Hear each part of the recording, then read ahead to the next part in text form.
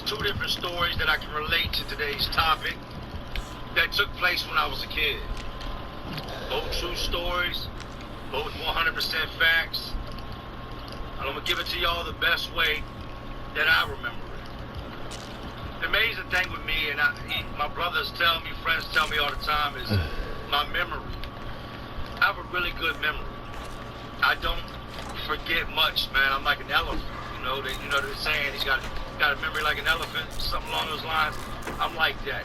The bits and pieces that I have a hard time remembering are from when I was drinking and blacked out, or when I was all zanied out of my mind. So my teen years and throughout that period is choppy because I spent a lot of that time inebriated. My dad growing up was a tree man. For y'all don't know what a tree man is, that's the guy that goes out, cuts down big ass trees. Wood chipper, tree truck. He was good at what he did. He had guys that worked for him. He worked for several different companies here and there. There were several times that he would get enough money up and run his own company. He had a pretty good lick on a robbery when I was a kid. Started his own company, which ended really, really bad for him and several people involved. Not gonna get into that even though he's dead. But the reason me telling you that is, in growing up with my pops around, I'd have rather not had him around because of who he was. But either way, he was around. He would always have different employees, different guys he worked with. When I was a kid, they would, be around the back of the work trucks. The guys would be drinking, smoking weed, doing different things. And as a kid, I got to know a lot of these guys. But it was a black dude at the time that he hung out with named Larry. Larry would come over, smoke weed, drink, do all these different things, just kick it, even when he wasn't at work. And everybody knows back in the 80s growing up, there were certain television shows that you watched. Remember Disney? Remember the little Tinkerbell would come up and fly around the castle and, the Disney music would come on and you watch Herbie the Love Bug or something like that? But there was another show that's always stuck out in my mind that we used to watch. That was America's Most Wanted with John Walsh.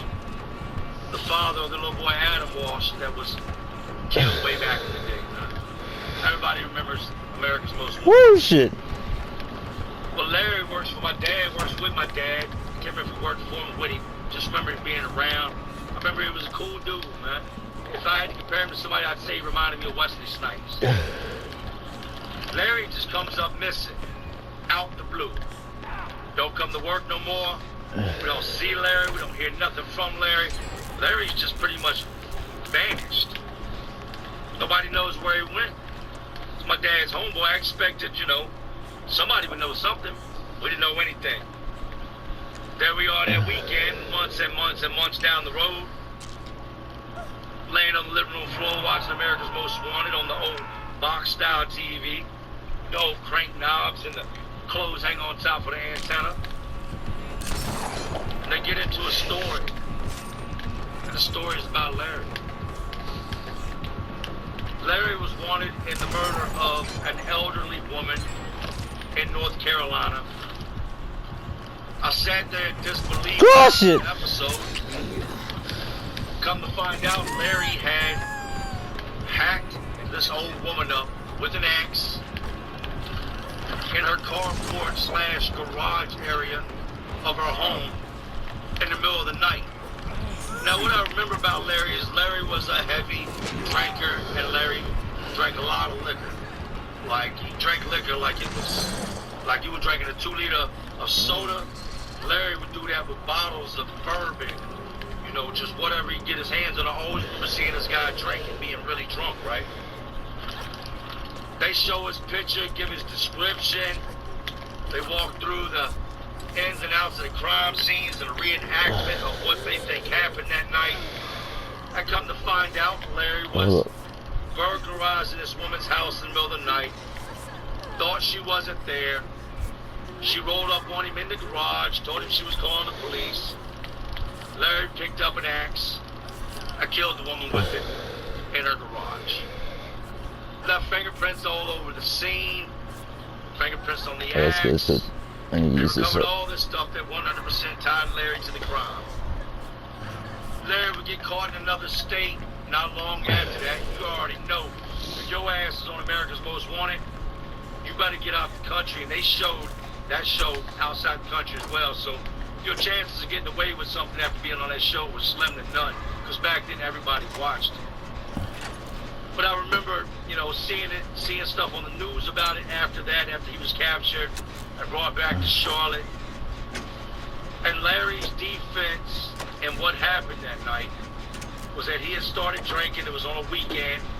First thing in the morning, the last thing he remembered ended at about 4 or 5 o'clock that evening.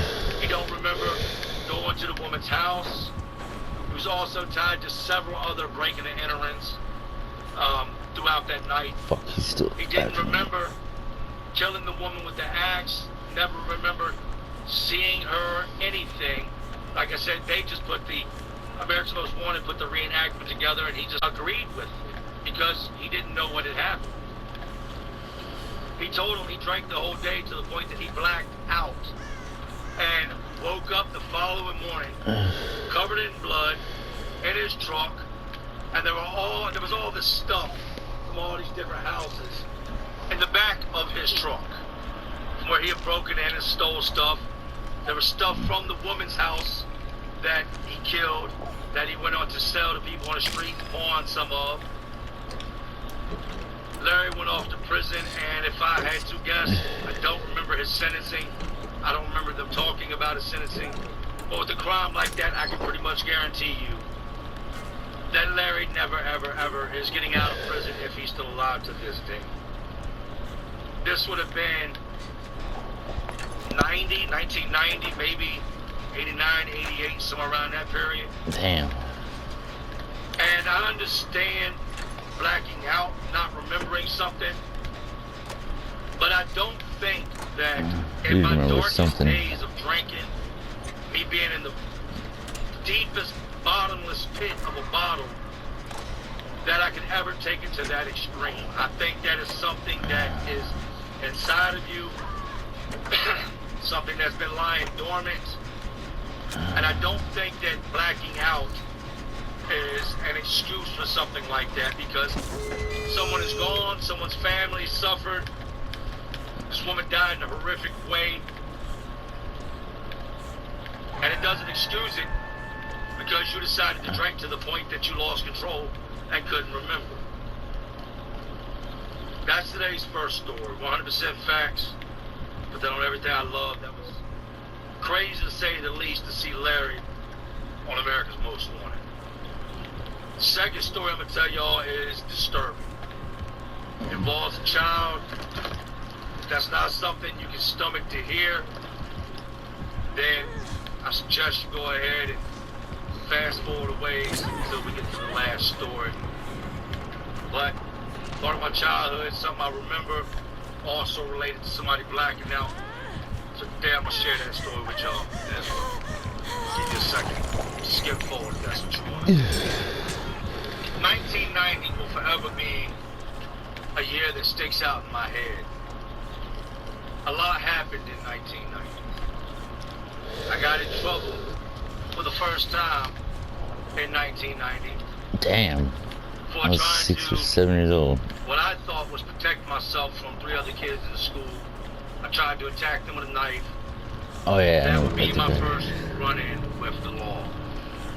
That's also the same year a dude I thought was my friend, a guy by the name of William Wiley Dino, from Just Kids, shot me in my hand with a machete. All facts. I had to undergo several surgeries in the hospital for a while. Oh, you bitch. Lost, movement in my hand, control of my hand because of the damage. That sticks out in my head. A lot of things stick out in my mind from 1990. I'm 10 years old. It was a year that a lot of things happened. Now my dad, he quit drinking was young. But his friends, the guys he kicked it with,